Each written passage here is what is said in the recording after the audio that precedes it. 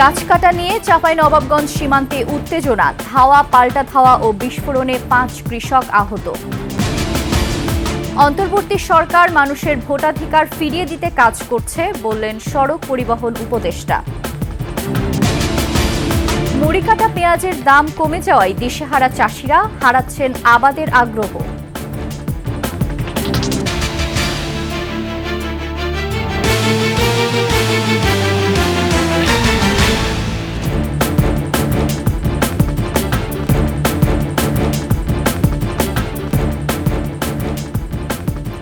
শুনছিলেন সংবাদ শিরোনাম। আমন্ত্রণ 21 দেশের সংবাদে, সাথে আছি আমি ফারজানা নির্জনা। দর্শক, 21 টেলিভিশনের সংবাদ একসাথে সরাসরি দেখতে পাবেন আমাদের ফেসবুক পেজ www.facebook.com/2124 অনলাইনে। এছাড়া সাবস্ক্রাইব করতে পারেন www.youtube.com/@21etv চ্যানেলে।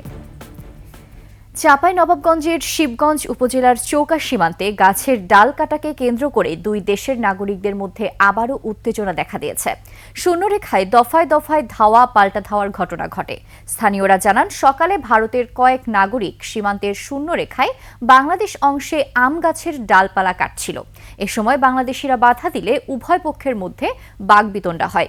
স্থানীয়দের অভিযোগ, ভারতীয়রা ইটপাটকেল ও পাথর ছুঁড়ে মারার পাশাপাশি ককটেল বিস্ফোরণ ঘটায়। এ সময় বেশ কয়েকজন বাংলাদেশি কৃষক আহত হন। দুই পক্ষকে সীমান্ত থেকে সরিয়ে দিতে বিজিবি সদস্যরা কাজ করছেন।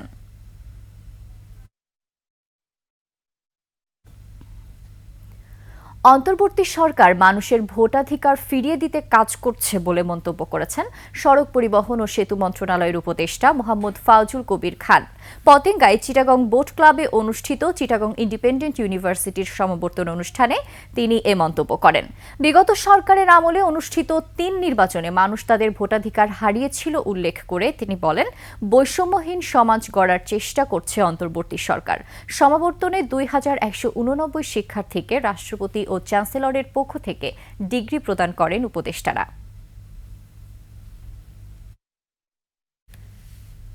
ওষুধে নতুন করে আরোপিত কর কমানোর সুপারিশ করা হয়েছে বলে মন্তব্য করেছেন স্বাস্থ্য উপদেষ্টা নূর জাহান বেগম।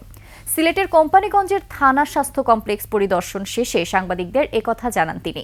স্বাস্থ্য উপদেষ্টা বলেন, বিগত সরকার স্বাস্থ্য খাতকে ভঙ্গুর করে দিয়েছে। বর্তমান অন্তর্বর্তী সরকার সে অবস্থা থেকে উত্তরণের চেষ্টা করছে। পর্যায়ক্রমে সংকট সমাধানের চেষ্টা চলছে। পরে দুপুরে স্বাস্থ্য উপদেষ্টা সিলেট ওসমানী মেডিকেল কলেজ হাসপাতালে একটি অনুষ্ঠানে যোগ দেন। সেখানে রোগীদের সঙ্গে কথা বলেন তিনি।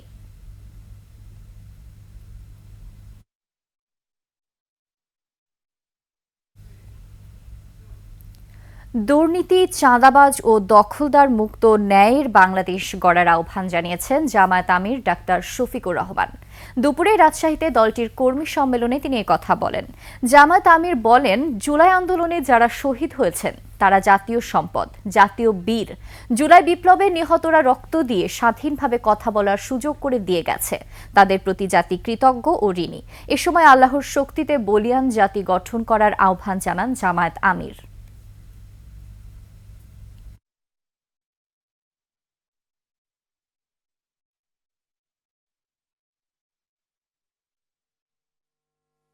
এখানেও চাঁদাবাজি হয়, দখলদারি হয়। এই কাজ যারা করেন বিনয়ের সাথে তাদেরকে অনুরোধ করে এই কাজটা ছেড়ে দেন। তবে যদি আমাদের এই বিনয়ী অনুরোধ কেউ না মানে, তাহলে তাদের জেনে রাখা উচিত যুদ্ধ আমাদের শেষ হয়নি। গোপালগঞ্জে বিএনপি চেয়ারপারসন ও সাবেক প্রধানমন্ত্রী বেগম খালেদা জিয়ার রোগমুক্তি কামনায় মিলাদ মাহফিলের আয়োজন করেছে জেলা বিএনপি। সকালে গেটপাড়া জেলা বিএনপির কার্যালয়ে মিলাদ মাহফিলের আয়োজন করা হয়। এ সময় বক্তারা বলেন, খালেদা জিয়া সুস্থ হয়ে দ্রুতই দেশে ফিরবেন এবং আগামী নির্বাচনে নেতৃত্ব দিয়ে দেশ ও মানুষের সেবা করবেন বলেও প্রত্যাশা করেন তারা। মিলাদ মাহফিলে জেলা বিএনপির সহযোগী সংগঠনের নেতাকর্মীরা উপস্থিত ছিলেন।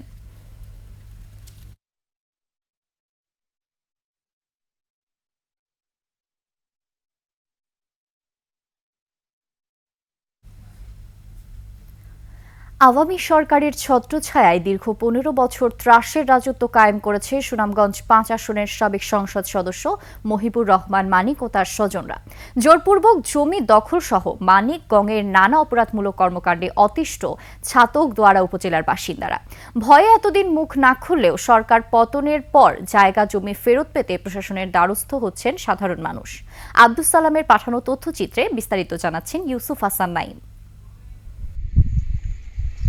সুনামগঞ্জ ৫ আসনের সাবেক সংসদ সদস্য মহিবুর রহমান মানিকের দাপট ছিল পুরো জেলা জুড়ে। অভিযোগ, দীর্ঘদিন ক্ষমতায় থাকার সুবাদে আপন দুই ভাই ও স্বজনদের নিয়ে দখল করে ১৫ একর জায়গা। তাতে করে তুলেছেন রহমান অ্যাগ্রো ফার্ম নামে একটি মৎস্য খামার।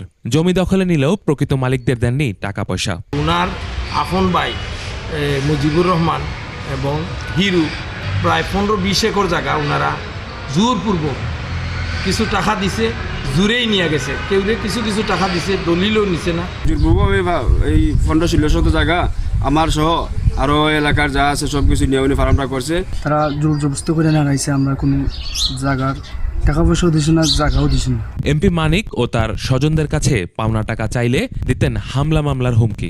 আমি আমার ভয় নেতা হয়ে গেছি, আমরা কিছু জোর দেখাইও গেছি, আমরা দুদিন আর একটু আমরা ব্যবসা দিতাম। মাধ্যমে হওয়া যায় না, তার লোক দৌড়াইও মারছি না, ওই হিসাবে আমরা। স্থানীয়দের অভিযোগের প্রেক্ষিতে তদন্ত করে আইনানুগ ব্যবস্থার কথা জানান জেলা পুলিশ সুপার।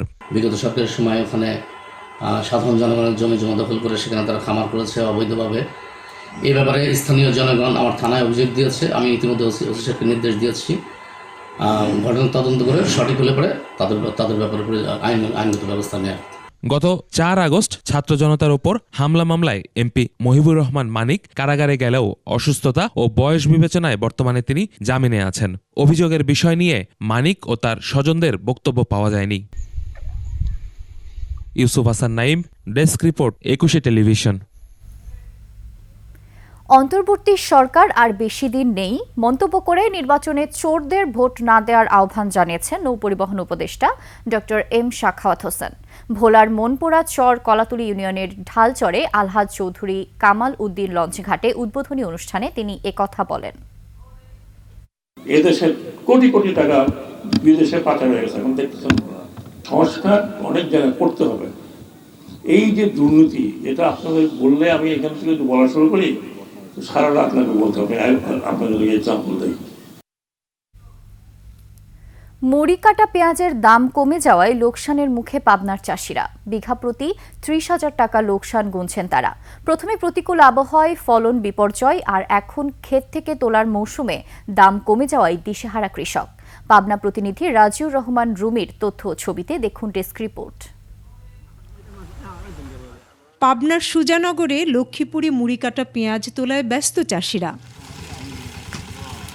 গেল কয়েক বছর পেঁয়াজ আবাদ করে লাভবান হওয়ায় এবছরও সুজানগর, সাঁথিয়া, বেড়া ও সদর উপজেলার বিস্তীর্ণ জমিতে মুড়ি কাটা পেঁয়াজ রোপণ করেন চাষিরা। বেশি দামে কেনা কন্দবীজ রোপণের পরপরই নষ্ট হয় অসময়ের অতিবৃষ্টিতে। নতুন করে রোপণে খরচ বাড়ে দ্বিগুণ, ফলনও ভালো হয়নি। তারপরও ফলন যা পাওয়া গেছে দাম কমে যাওয়ায় বিপাকে পড়েছেন চাষিরা। কয়েকদিন আগে প্রতি মন পেঁয়াজ ২,০০০ টাকায় বিক্রি হলেও এখন বিক্রি হচ্ছে ১৫০০ টাকায়। এমন অবস্থা চলমান থাকলে আগামীতে পেঁয়াজ আবাদ করবেন না বলে ভাবছেন তারা। কার্তিক মাসের দিকে একটা বৃষ্টি হয় আমাদের এলাকায়, সেই বৃষ্টির অনেক ক্ষতি হওয়া যায়। আমাদের যে খরচ হয় সে খরচ মনে করেন হাফ হচ্ছে না। দাম তো নাই, এরকম পিদের দাম তাহলে তো পিদার আমরা লাগাবো না। ২,৩৫০ টাকা ছিল, এখন বাজার আছে ১৪০০ থেকে ১৫০০ টাকা। এদিকে পাইকারি ব্যবসায়ীরা বলছেন কোনো সিন্ডিকেট নেই, হাটে পেঁয়াজের আমদানি বেশি হয় দাম কমেছে। সিন্ডিকেট করে আমাদের কিছু করার নেই, আমরাও দেই ওই বেটারে বেশি ফেলায়, লাভ লস দুটোই হয়। গতকালকের পেঁয়াজ আমদানির কারণে আজকে মনে করেন বেচা কেনা কম, সে হিসাবে বাজার দাম কম। আর কৃষি বিভাগ বলছে বেশি দাম পাওয়ার আশায় অনেক কৃষক একসাথে পেঁয়াজ তুলে বাজারে নেয় কমেছে দাম। তবে কিছুদিনের মধ্যেই ন্যায্য দাম পাবেন তারা। যেহেতু বাজারের সরবরাহটা বৃদ্ধি পেয়েছে, এই জন্য দামটা কিছুটা কমে গেছে। তো আমরা আশা করছি এই পেঁয়াজের বাজার দরটা অল্প সময়ের মধ্যে হয়তো কৃষকরা তাদের ন্যায্য মূল্যটা পাবে। চলতি মৌসুমে পাবনা জেলায় মুড়ি কাটা পেঁয়াজ আবাদ হয়েছে ৮৫৮০ হেক্টর জমিতে। উৎপাদন লক্ষ্যমাত্রা ধরা হয়েছে ১,২০,০০০ metric ton. Banashree Dolly, desk report, 21 television. এদিকে চট্টগ্রামের চাকতাই খাতুনগঞ্জে কোনো কারণ ছাড়াই বেড়েছে পেঁয়াজের দাম। দেশীয় আমদানিকৃত 2 ধরনের পেঁয়াজের দাম বেড়েছে প্রতি কেজি 10 থেকে 15 টাকা। চট্টগ্রামে বাজার মনিটরিংয়ের পরও দিন দিন অস্থির হয়ে পড়ছে ভোগ্যপণ্যের বাজার। কোনো পণ্যের দাম কমার লক্ষণ নেই। সরকার নির্ধারিত দামে কাগজে কলমে থাকলেও বাজারের কোথাও এই দামে পণ্য বিক্রি হচ্ছে না। সংশ্লিষ্টরা জানান, চাকতাই খাতুনগঞ্জে পেঁয়াজের সরবরাহ স্বাভাবিক রয়েছে, কিন্তু সিন্ডিকেটের কারণে শুল্ক কর প্রত্যাহার করা হলেও দাম কমছে না। অতিরিক্ত দামে চাকতাই খাতুনগঞ্জের পাইকারদের পেঁয়াজ বিক্রি করছেন আমদানিকারকরা।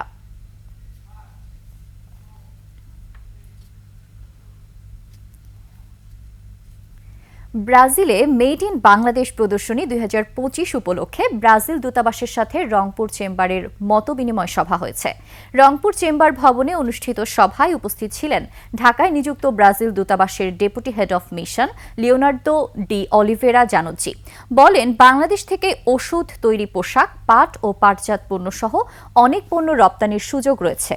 অন্যদিকে ব্রাজিল থেকে প্রাণীজ আমিষ, ইথানল, অপরিশোধিত চিনি সহ নিত্যপণ্য আমদানি করা যেতে পারে। এ সময় দুদেশের বাণিজ্য সম্ভাবনাকে কাজে লাগানোর জন্য বাংলাদেশের ব্যবসায়ীদের এক্সপোতে অংশগ্রহণের আহ্বান জানানো হয়।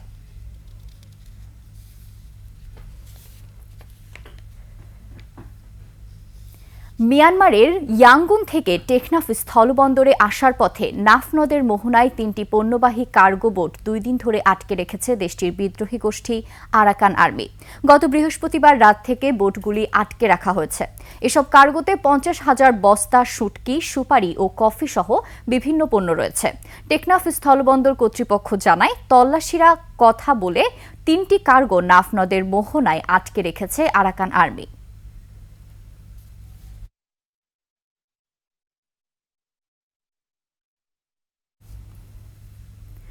মিষ্টিজাত পণ্যে আরোপিত 15% ভ্যাট প্রত্যাহারের দাবিতে মানববন্ধন ও সমাবেশ করেছে চট্টগ্রাম সুইটস ম্যানুফ্যাকচারার্স অ্যাসোসিয়েশন।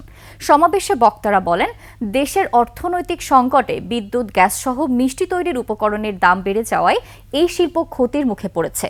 এতে মিষ্টিজাত পণ্যের দাম বাড়ায় ভোক্তা পর্যায়ে অসন্তোষ তৈরি হয়েছে। এ সময় বর্ধিত ভ্যাট প্রত্যাহারের দাবি জানান ব্যবসায়ীরা। আগামী 7 দিনের মধ্যে বর্ধিত ভ্যাট প্রত্যাহার করা না হলে কঠোর আন্দোলনের হুঁশিয়ারি দেন নেতারা।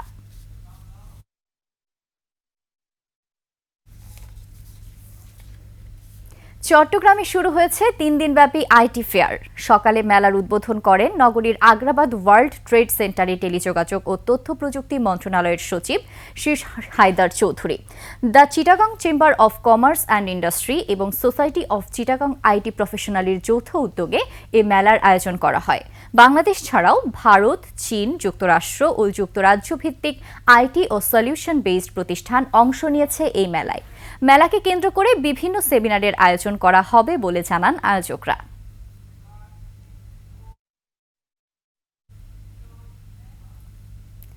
এরই সাথে শেষ করছি 21 দেশের সংবাদ। যাবার আগে সংবাদ শিরোনামগুলো আরও একবার।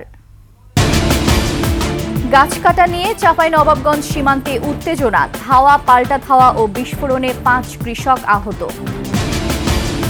অন্তর্বর্তী সরকার মানুষের ভোটাধিকার ফিরিয়ে দিতে কাজ করছে বললেন সড়ক পরিবহন উপদেষ্টা। মুড়িকাটা পেঁয়াজের দাম কমে যাওয়ায় দিশেহারা চাষিরা হারাচ্ছেন আবাদের আগ্রহ।